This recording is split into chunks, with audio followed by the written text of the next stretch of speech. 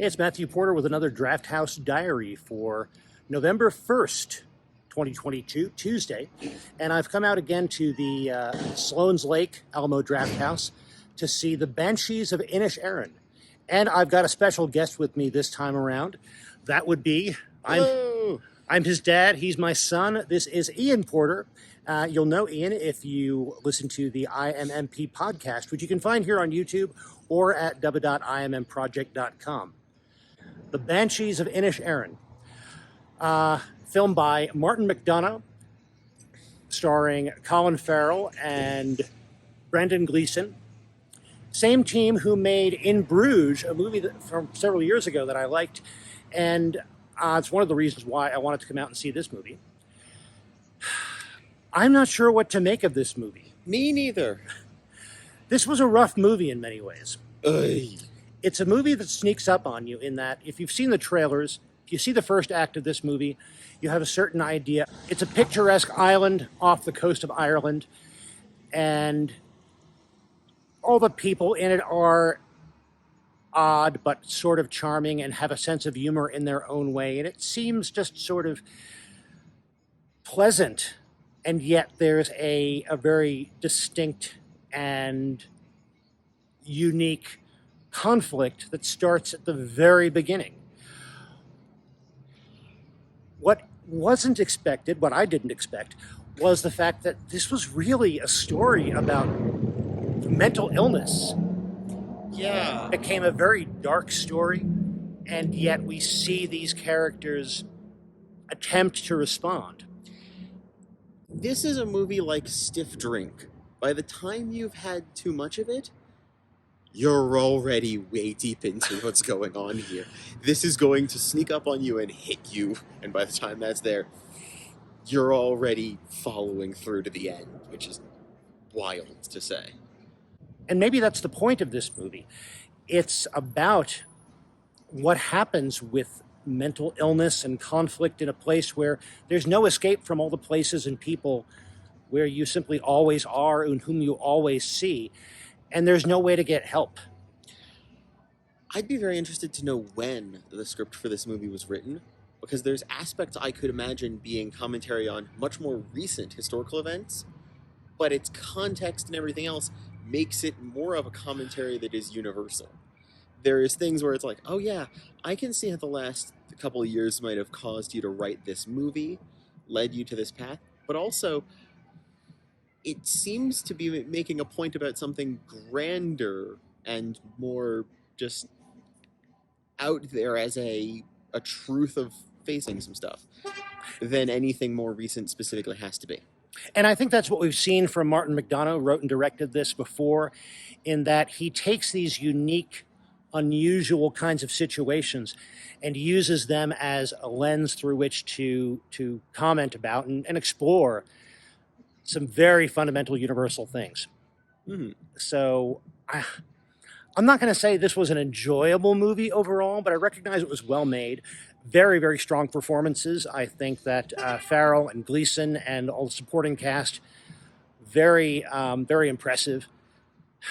Very, for a movie with some very unusual and rapidly escalating conflicts, it was still very naturalistic in its way.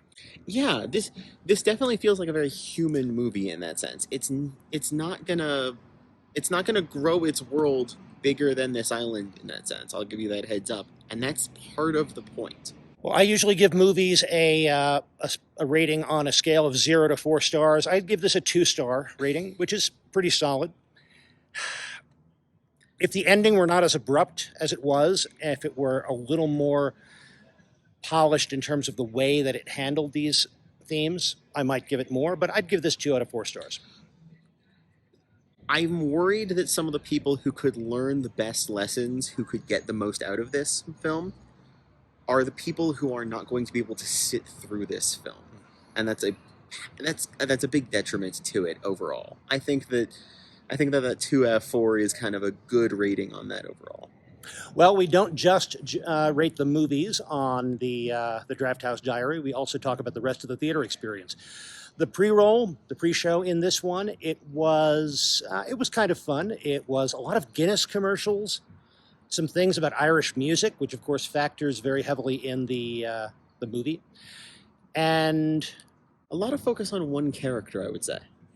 Yeah, they did a lot of their pre-roll was all based on a single character in the story, an important character, but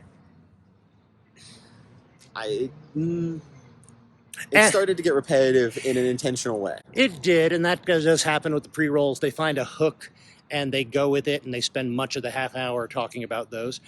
But this one was pretty good. It also had a trailer for In Bruges, which reminded me of how much I enjoyed that movie. And In Bruges was sneaky in a similar way to the Banshees of Inisherin, but I think I enjoyed In Bruges a little more.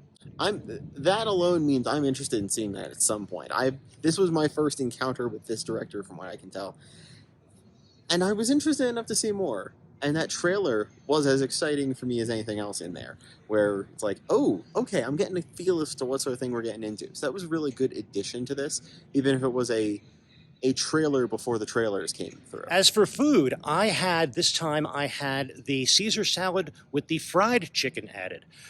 A few visits ago at the Aspen Grove Alamo, I tried the Caesar salad with the grilled chicken. The fried chicken was good. It wasn't quite the same as the grilled chicken because it wasn't minced finely the way the grilled chicken was.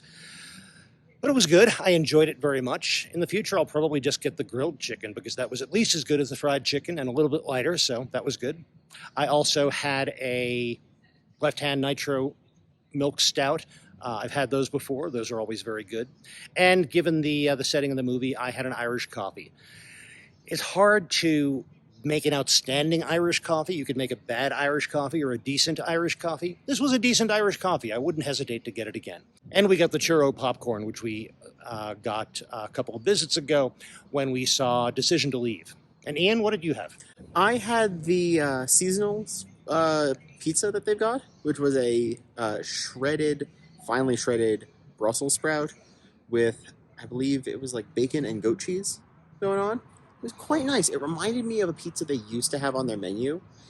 And honestly, their pizzas are never this doughy, larger thing. They've got always kind of this crackery crust, and I always feel that goes better when they're doing like caramelized onions and those stronger flavors, because just a plain like marguerite pizza on this sort of base kind of vanishes.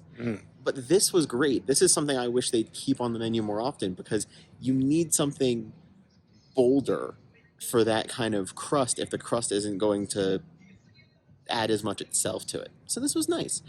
I also tried a canned hard iced tea, which was pretty nice, although it was very lightly flavored, even tea flavoring. So it was just kind of, someone whispered brisk iced tea over a hard seltzer, but it was not bad.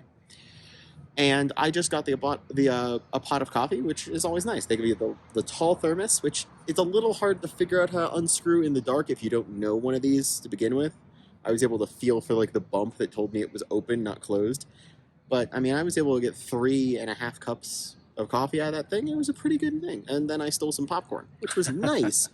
Although it feels like it's missing something. I wish it had like something better to hold on to the cinnamon sugar with, or I just wish it had more of those crispy bits too, because especially when you're towards the end and you get nothing but this cinnamon sugar popcorn that's now unevenly cinnamon sugared and there's no textural difference, it turned a little flat for me. Yeah, some more of those churro bits in that would not go amiss. And maybe it's nice and sweet and buttery. I almost wish it had a little bit of spice to it. Yeah, honestly, bit of cayenne. Yes. And a bit of, it's gonna sound wild, broken up Kit Kat. I would get too sweet, but I see what you mean. Something like that would be interesting. Something like that, just to give it a variation, is my thought. Yeah. As far as the theater itself, the staff was just fine, as always. And I'm pleased to say that this theater is finally getting some of the maintenance that it needs.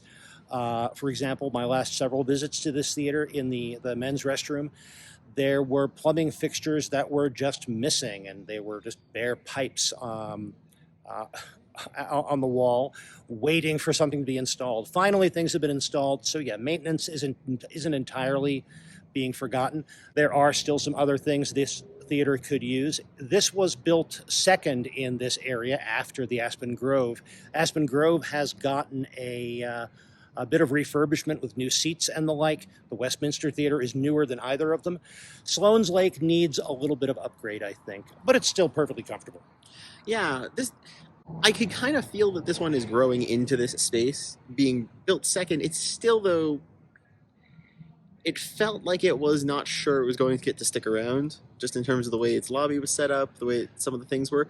But I think it's got a lot of potential. I do wish that they get those seat upgrades. I just found their armrests really high, so I felt like I was scrunching the entire time if I tried to rest both my arms. So I wound up like putting them down, but then I'm kind of stuck in there side to side. There's not a lot of elbow room in that.